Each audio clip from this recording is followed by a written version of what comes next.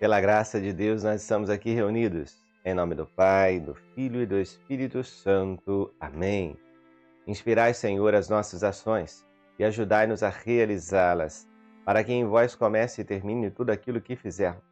Por Cristo, Senhor nosso. Amém. Santa Maria, Mãe de Deus, rogai por nós. Hoje, dia 22 de fevereiro de 2025, vamos nos alimentar da Palavra de Deus na liturgia diária. Convido a refletir comigo. Antes, vamos olhar aqui, né? Nesse dia de hoje, celebramos uma festa, a Cátedra de São Pedro Apóstolo. Estamos no ano C, na sexta semana do Tempo Comum. Mas o que seria essa Cátedra de São Pedro, o grande apóstolo, primeiro Papa? Vamos olhar aqui no site do Vaticano, né? É a festa litúrgica que celebramos hoje, a Cátedra de São Pedro. Então tem a ver com uma cadeira? É a cátedra de onde fala quem tem autoridade? Vamos saber aqui. A festa de hoje coloca em evidência a Cátedra de São Pedro, ou seja, a missão peculiar que Jesus confiou a Pedro. Esta festa remonta ao século III e se distingue do martírio de Pedro em 29 de junho. Essa data nasceu para destacar a Cátedra de Pedro, lugar onde o bispo de Roma reside e governa. A cátedra, sede fixa do bispo na igreja-mãe de uma diocese. Daí o nome catedral. É símbolo da sua autoridade e doutrina evangélica que ele, como sucessor dos apóstolos, é chamado a preservar e transmitir à comunidade cristã. São Pedro, rogai por nós. Eu peço a intercessão de São Pedro, pelo Papa, por todos os bispos, para que os fiéis também sejam ovelhas dóceis, obedientes à voz de seus pastores. Nós não estamos numa igreja sem liderança. A liderança foi dada por Cristo, deve ser respeitada. Então a gente tem que ter sempre contato com o magistério da igreja, com as suas autoridades, com muita reverência e respeito, lutando por eles, pela santificação deles, rezando quando cometerem algum equívoco, porque até São Pedro cometeu. Toda a liturgia vai ser perpassada por essa realidade do pastoreio, da autoridade de Jesus transmitida a homem. Então vamos lá refletir. A primeira leitura não poderia ser diferente, é retirada da carta de São Pedro, capítulo 5, versículo do 1 ao 4. Caríssimo, exorto aos presbíteros que estão entre vós, eu, presbítero como ele, testemunha dos sofrimentos de Cristo e participante da glória que será revelada. Sede pastores do rebanho de Deus, confiado a vós. Cuidai dele, não por coação, mas de coração generoso, não por torpe ganância, mas livremente, não como dominadores daqueles que vos foram confiados, mas antes como modelos do rebanho. Assim, quando aparecer o pastor supremo, recebereis a coroa permanente da glória. Palavra do Senhor, graças a Deus. Olha só que belíssima exortação de São Pedro. E você vê nessa carta, já naquele tempo, Pedro agindo como liderança, como o primeiro Papa. Porque já estava ali investido da autoridade que o próprio Cristo lhe deu, e nós veremos no Evangelho de hoje. Veja, os presbíteros, sob os cuidados de Pedro, que também se reconhece, né? Presbítero são os padres. E Pedro se reconhece também, eu também sou padre, sou presbítero. Mas claro, se ele está orientando ali e recebeu de Jesus as chaves, ele está tomando essa liderança natural dada por Deus a ele. Ele está exercendo a sua autoridade para exortar, para mostrar como deve agir um bom pastor de almas, um bom pastor de rebanho, de uma porção de um povo de Deus confiada a ele. Porque a cada padre, a cada bispo ali no seu território é confiada uma porção do povo de Deus para o seu pastoreio. O bispo, o pastor da diocese, o padre, pastor próprio da sua paróquia. Então a gente tem que amar e respeitar cada um deles em sua autoridade dada por Deus, não por homem. Você vê que São Pedro ele dá ali conselhos importantes. Não deve ser por interesse próprio, não deve ser por, a gente coloca hoje, né, por política, por ideologia. Não é por isso, é por Cristo, é por amor, é para cuidar das ovelhas, é para dar o exemplo na própria carne, mesmo quando isso sangra, mesmo quando isso gera lágrimas. Então, o bom pastor é aquele que dá a vida pelas suas ovelhas, é aquele que se esforça e se entrega e se sacrifica. Não dá para simplesmente um pastor de almas, um pastor das ovelhas de Deus, ficar numa posição de liderança querendo ser servido e bajulado. Não é para isso. Ele foi instituído como pastor de almas para Deus. O bom pastor dá a vida por suas ovelhas. São Pedro deu a vida por Cristo, pelas ovelhas, pela igreja. E essa autoridade é passada de geração em geração. Isso é maravilhoso, é a continuidade da igreja. Vamos para o Salmo? A realidade do pastoreio continua aqui no belíssimo Salmo 22, em algumas traduções 23, e o refrão diz assim: O Senhor é o pastor que me conduz, não me falta coisa alguma. O Senhor é o pastor que me conduz, não me falta coisa alguma. Pelos prados e campinas verdejantes, ele me leva a descansar. Para as águas repousantes me encaminha e restaura as minhas forças. Ele me guia no caminho mais seguro, pela honra de seu nome. Mesmo que eu passe pelo vale tenebroso, nenhum mal eu temerei. Estás comigo com bastão e com cajado. Eles me dão a segurança. Preparais à minha frente uma mesa, bem à vista do inimigo. Com óleo vós ungis minha cabeça, e meu cálice transborda.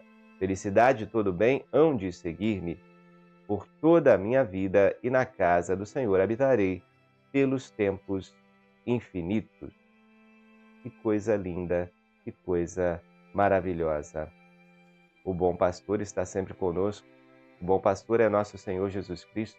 Ele é o pastor supremo que São Pedro citou ali, né, na sua carta. E ele mesmo disse, olha, é bom que vocês sejam bons pastores, a exemplo do pastor supremo, porque é dele que vocês vão receber a recompensa. Os bons padres, bons bispos, bons papas vão receber, por terem sido bons pastores aqui na terra, vão receber a recompensa do pastor supremo, do pastor eterno no céu.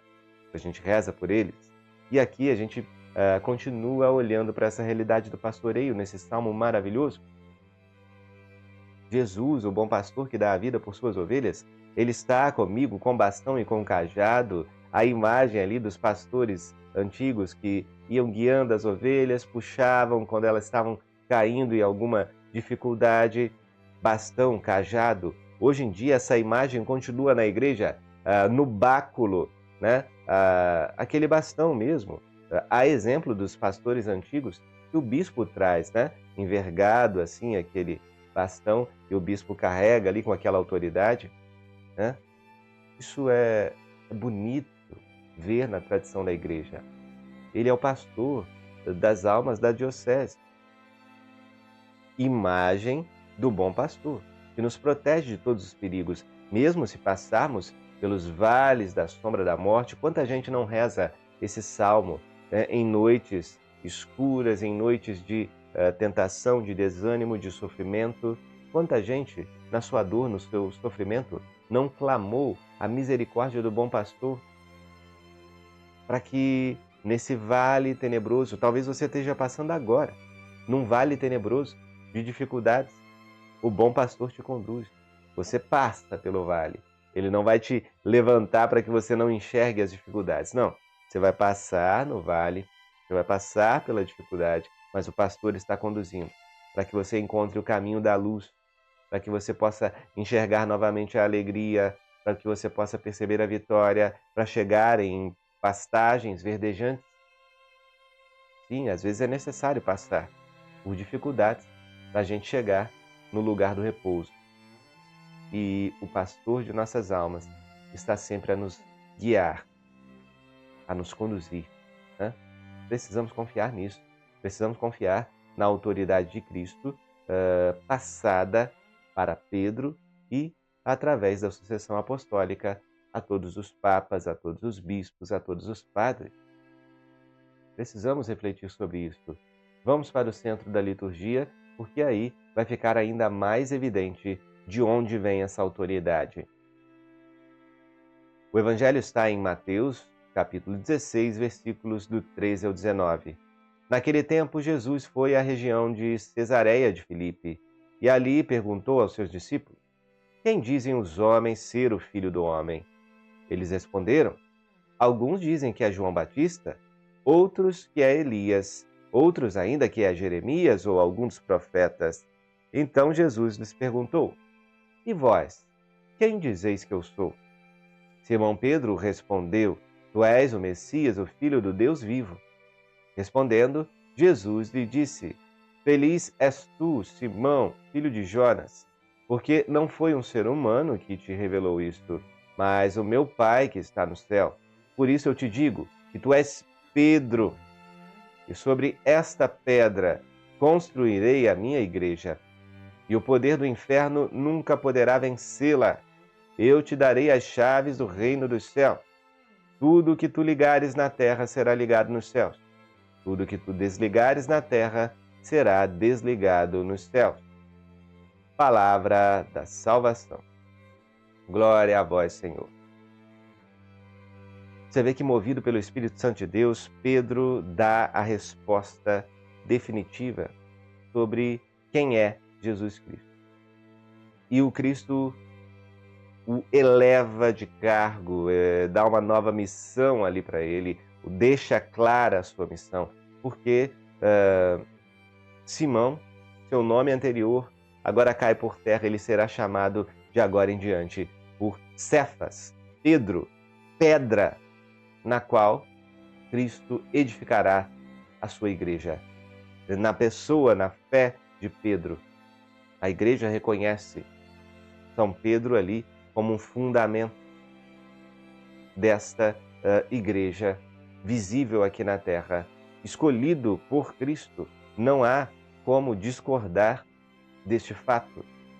Alguns irmãos separados protestantes falam que igreja não tem placa, Jesus Cristo não deixou placa em nenhuma igreja.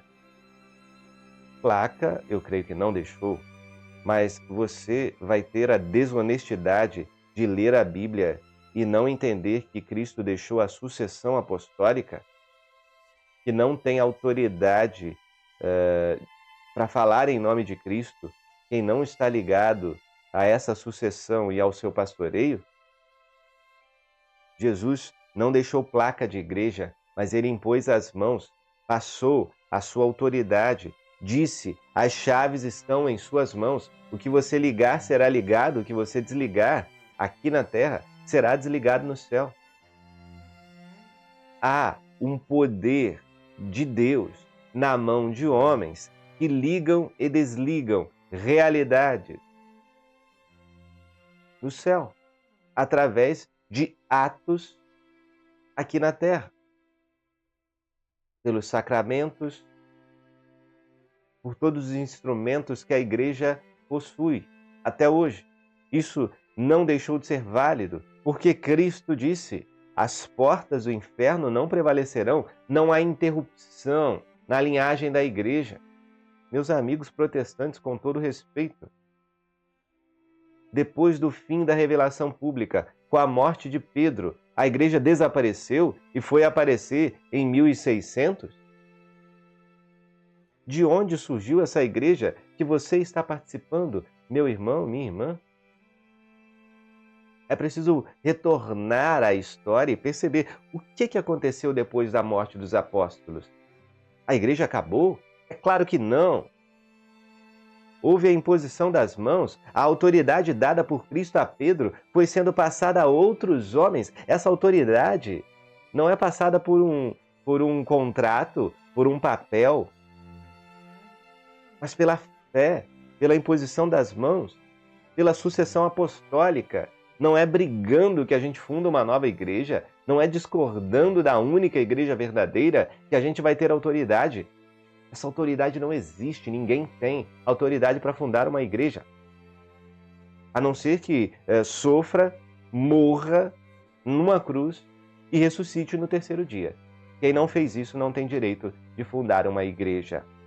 Celebrando hoje a cátedra de Pedro, nós vemos que não importa os erros, as incompreensões, as perseguições que um papa pode sofrer. Os problemas que possam acontecer durante um papado, até escândalos de corrupção, já aconteceram ao longo da história. Não importa, a autoridade de Cristo está ali. O pecado de qualquer membro da igreja não anula a graça salvífica de nosso Senhor Jesus Cristo, agindo nessa instituição criada por Ele, fundada por Ele, e não por homem. Nenhum homem tem autoridade para fundar a igreja. Tem gente aí brincando de evangelizar, brincando com o nome de Cristo. A recompensa todos receberão do Pastor Supremo. Todos são chamados a falar sim dele, mas dentro da igreja verdadeira. Como ovelhas obedientes ao pastor. E o único pastor é nosso Senhor Jesus Cristo, que vai nos pastoreando através dos pastores aqui na terra. É por isso que toda coisa que a gente vai fazer dentro da igreja, a gente tem que ter obediência ao nosso pároco, ao nosso bispo, ao papa, ao magistério da igreja. Claro que nem tudo que você vai fazer você consegue mostrar, falar com eles, mas vai rezando, discernindo, vendo o que a igreja diz. O seu magistério também é pastoreio, né? Hoje é dia especial de olharmos para a autoridade de Pedro, para a autoridade do Papa, para perceber que Jesus não deixou uma placa, mas ele deixou a sucessão apostólica. Ele deixou as chaves espirituais do céu, da igreja, nas mãos de homens. E essas chaves foram passando de geração em geração.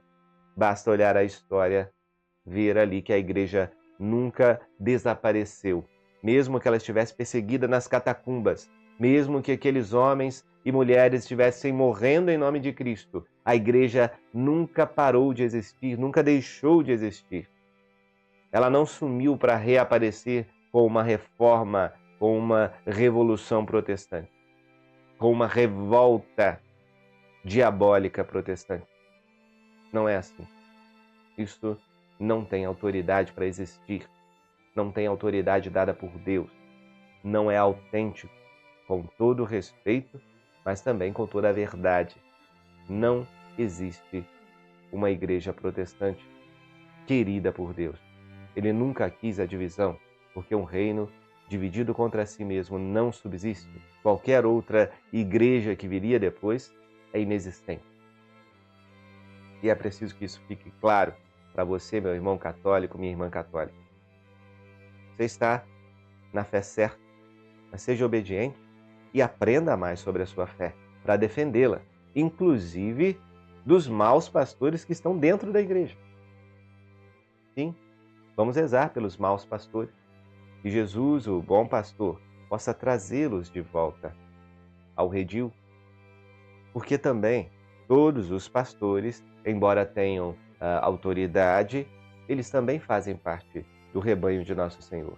Eles não fujam buscando aventuras perto de despenhadeiros, porque podem cair num abismo e no abismo eterno.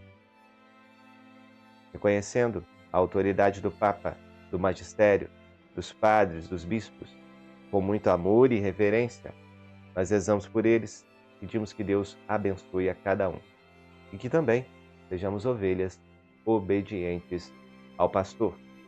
O pastor da nossa paróquia da nossa diocese, o pastor universal, o Papa, mas também o pastor eterno, supremo, que é o próprio Cristo, nosso Senhor.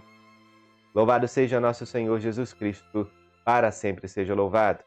Estivemos e permaneceremos reunidos em nome deste Deus, que é Pai, Filho, Espírito Santo. Amém. Fiquem com Deus e até a próxima.